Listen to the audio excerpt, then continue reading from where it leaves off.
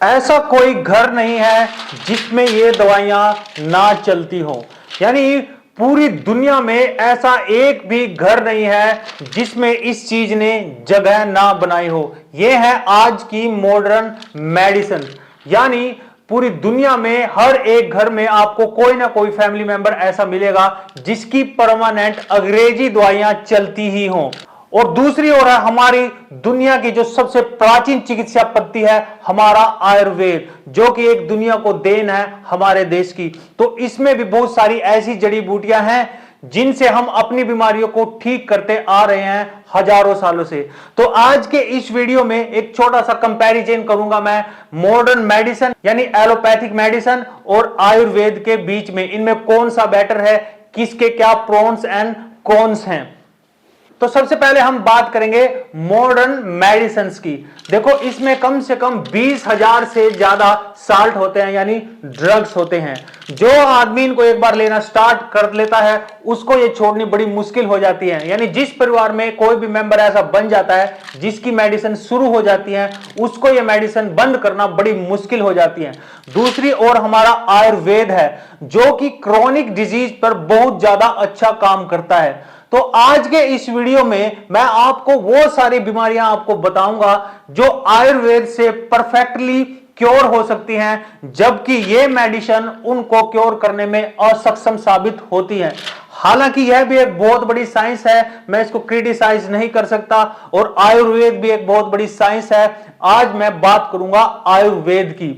तो जो digestive problems होती हैं यानी हमारे डाइजेशन सिस्टम से रिलेटेड, जैसे आईबीएस की प्रॉब्लम होगी, जीईआरडी की प्रॉब्लम होगी, कॉन्स्टिपेशन की प्रॉब्लम होगी, एसिडिटी एंड गैस की प्रॉब्लम हो गई, यानी हमारे डाइजेशन से संबंधित प्रॉब्लम में यह इतना अच्छा काम नहीं करती, लेकिन आयुर्वेद बहुत अच्छा काम करता है। यानी जिन लोगों को डाइजेशन से रिलेटेड प्रॉब्लम्स होती हैं उनको आयुर्वेद अपनाना चाहिए। आयुर्वेद को आप छोटी मोटी चीज मत मान के चलो, इसमें जस्ट ये मत मान के चलो कि कुछ हर्ब्स को हम रगड़ कर ऐसे दे देते हैं। इसमें बहुत सारी अलग अलग प्रणालियां भी होती हैं, जैसे कि पंचकर्मा और मेडिसिन और मेडिटेशन। दूसरा, जिन लोगों को क्रोनिक स्ट्रेस है यानी डिप्रेशन है, हम कई बार इन मेडिसिन का प्रयोग करते हैं, जबकि इन मेडिसिन से जो हमारी स्ट्रेस होती है, क्रोनिक स्ट्रेस होती है, जो हम लंबे टाइम से बहुत स्ट्रेस में रहते हैं, वो इनसे ठीक करना बड़ा मुश्किल हो जाता है। लेकिन आयुर्वेद में और नेचुरोपैथी में हम अपनी एंजाइटी को, अपनी स्ट्रेस को ठीक कर सकते हैं, क्योर कर सकते हैं, यानी एक नॉर्मल जिंदगी, एक नॉर्मल मेंटल कंडीशन हम लेके आ सकते हैं। जैसे कि माइंडफुलनेस योगा होता है, लॉन्ग वॉक होती है, योगा आसन होते हैं। उसके अलावा आयुर्वेद में जैसे अश्वगंधा होता है, अश्वगंधा हमारे माइंड पर, हमारे तंत्रिका तंत्र पर बेहद जबरदस्त काम करता है और हमारी जो स्ट्रेस है उसको परमानेंटली ठीक कर सकता है। इसलिए ऐसी सिचुएशन में हमें आयुर्वेद का प्रयोग करना चाहिए। एक और प्रॉब्लम होती है स्किन की प्रॉब्लम। स्किन की प्रॉब्लम जैसे कि एक्जिमा हो गया, एक्ने हो गया और दाग धब्बे हो गए, इस प्रकार की कंडीशन में ये मेडिसिन थोड़ा अच्छा काम नहीं कर पाती। हालांकि ये थोड़ा फास्ट काम करती है, लेकिन उसको पूरी तरह से क्योर करने में असक्षम साबित होती है। कुछ केसेस में इसकी जरूरत भी होती है। लेकिन दूसरी ओर जो आयुर्वेद है और हमारा लाइफस्टाइल है, हमारी आयुर्वेदिक डाइट है, पंचकर्मा है, जिसमें बहुत सारे डिटॉक्सिफिकेशन के मेथड्स होते हैं, उसके द्वारा हम अपनी स्किन की प्रॉब्लम को 100% ठीक कर सकते हैं आयुर्वेद से भी। यानी जिन लोगों को स्किन रिलेटेड प्रॉब्लम होती हैं उनको इस पद्धति की बजाय आयुर्वेद की ओर जाना चाहिए। जॉइंट्स एंड मस्कुलोस्केलेटल की प्रॉब्लम भी बहुत सारे लोगों को होती है, यानी वात के कारण बहुत सारे लोगों को जॉइंट्स में और मसल्स में पेन होता है, जिसमें मेन प्रॉब्लम होती है ओस्टियोआर्थराइटिस और रूमेटॉइडिक आर्थराइटिस।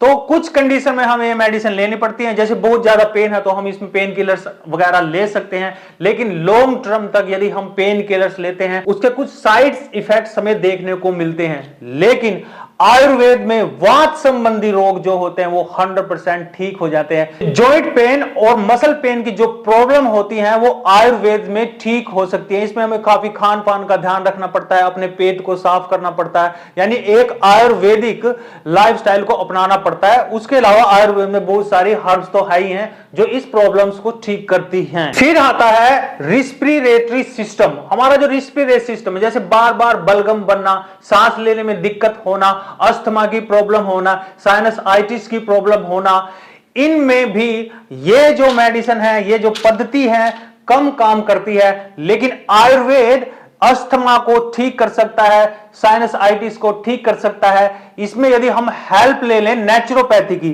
जैसे हम जल नीति और सूत्र नीति के साथ साथ कुछ आयुर्वेदिक हर्ब्स का कुछ परहेज रखते हुए प्रयोग करें, तो हम अपनी सांस संबंधी यानी रिस्पिरेटरी सिस्टम संबंधी जो भी प्रॉब्लम्स है पक्का क्योर कर सकते हैं। तो ऐसी समस्याओं में भी हमें आयुर्वेद को ही प्राथमिकता देनी चाहिए। हार्मोनल इंबैलेंस खासकर यह फीमेल्स में होता है, मेनोपॉज के टाइम होता है या फिर अर्ली एज में जब पीरियड्स आना स्टार्ट होते हैं, तब हार्मोन्स इंबैलेंस की दिक्कत आती है, जिसमें पीसीओएस होता है, पीसीओडी होता है, इरेगुलर पीरियड्स होता है, मेनोपॉज के जो सिम्टम्स होते हैं। तो इन सब चीज को भी रेगुलेट करने के लिए, ठीक करने के लिए, इनको क्योर करने के लिए, इनसे परमानेंटली निजात पाने के लिए जो सबसे ज्यादा इफेक्टिव पद्धति है वो हमारा आयुर्वेद ही है।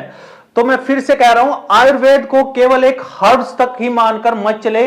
इसमें पंचकर्म भी होता है, हमारी डाइट भी होती है, हमारा लाइफस्टाइल भी होता है और कुछ परहेज भी होते हैं। उन सब चीजों को यदि हम मैनेज करते हुए चलें एक चिकित्सक के अनुसार, तो हम अपनी हार्मोनल इंबैलेंस की प्रॉब्लम्स को भी 100% क्योर कर सकते हैं। लेकिन इस वीडियो के लास्ट में मैं इस बात पे भी डिस्कशन करूंगा, क्या ये जो साइंस है यानी जो एलोपैथिक मेडिसिन है ये बिल्कुल बेकार है, बिल्कुल खराब है या पूरी तरह से अवॉइडेबल है।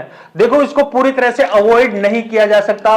बहुत सारी ऐसी कंडीशंस होती हैं जिनमें हमें एलोपैथिक उपचार लेना ही पड़ता है। जैसे कोई सर्जिकल इमरजेंसी आ जाती है, उसमें हमें हेल्प लेनी पड़ती है एलोपैथिक मेडिसिन की, या फिर जैसे कोई हार्ट अटैक आ जाता है, इस टाइप की कंडीशन में यानी इमरजेंसी की कंडीशन में ये हमारे पास बेस्ट विकल्प है आज के टाइम में। या फिर हम किसी इन्फेक्शन से घिर जाते हैं, इन्फेक्शन यानी कोई भी बैक्टीरियल इन्फेक्शन जो कि हमारी चेस्ट से रिलेटेड हो सकता है, हमारे ब्लेडर्स और हमारे बॉडी में किसी भी चीज से रिलेटेड हो सकता है, उसको कंट्रोल करने के लिए हमें एंटीबायोटिक्स मेडिसिन की जरूरत पड़ती है, जिसमें जो सबसे अच्छा काम करता है वो करता है हमारा मॉडर्न मेडिसिन यानी हमारी एलोपैथिक मेडिसिन। तो उस टाइम पे हमें इन चीज की हेल्प लेनी चाहिए। या फिर जब हमारा कोई भी ऑर्गन फेल हो जाता है, जैसे हार्ट फेलियर हो जाता है, लीवर फेलियर हो जाता है, किडनी फेलियर हो जाता है, ऐसी कंडीशन में जहां पर लाइफ हमारी थ्रेटनिंग में हो, हमारी लाइफ जा सकती है, हमारे पास ज्यादा टाइम नहीं है, उस टाइम में हमें एलोपैथी की पूरी सपोर्ट लेनी चाहिए। यह जो साइंस है यह भी केवल मेडिसिन तक ही लिमिटेड नहीं है, इसमें भी आईसीयू होता है, ऑक्सीजन होती है, विभिन्न प्रकार के जो हमारे नर्व्स में चीजें दी जाती हैं वो बहुत कुछ होती हैं। तो बहुत सारी मैनेजमेंट्स होती हैं इसमें भी, इसको भी हम 100% अवॉइड नहीं कर सकते। लेकिन यह बात भी सच है, क्रोनिक डिजीज पर आयुर्वेद अच्छा काम करता है इस मेडिसिन की बजाय। तो हम सबको इनका एक बैलेंस बनाकर कोशिश यह करनी चाहिए हम इसको धीरे धीरे छोड़कर धीरे धीरे इस पे आ जाएं, क्योंकि ये एक ऐसी प्रणाली है, ऐसी पद्धति है, यदि हम लाइफ टाइम भी आयुर्वेद की कोई ना कोई हर्ब्स लेते रहें उसका हमें कोई नुकसान नहीं होता। और दूसरा यह जो इलाज है थोड़ा सस्ता भी होता है। और तीसरी बात यह है, यदि हम लाइफ टाइम आयुर्वेदिक लाइफस्टाइल को, आयुर्वेदिक डाइट को और आयुर्वेद के जो खान पान के तरीके हैं उनको फॉलो करें, तो हम कभी फ्यूचर में बीमार नहीं होंगे, हमें हॉस्पिटल्स के चक्कर नहीं खाने पड़ेंगे। आप सबको पता है यहां पर यानी इसमें बहुत सारे ट्रैप्स होते हैं। एक आदमी एक बार हॉस्पिटल में चला जाता है तो वहां से उसको पीछा छुड़ाना बड़ा मुश्किल हो जाता है। इसलिए अपने लाइफस्टाइल को चेंज करें, अपने जीवन में आयुर्वेद को लेके आए, नेचुरोपैथी को लेके आए, मेडिटेशन करें, राम नाम जाप करें, यानी नेचुरोपैथी और आयुर्वेद से ही अपने आप को ठीक करें। यदि आप बीमार हैं तो भी और यदि आप बीमार नहीं हैं तो भी।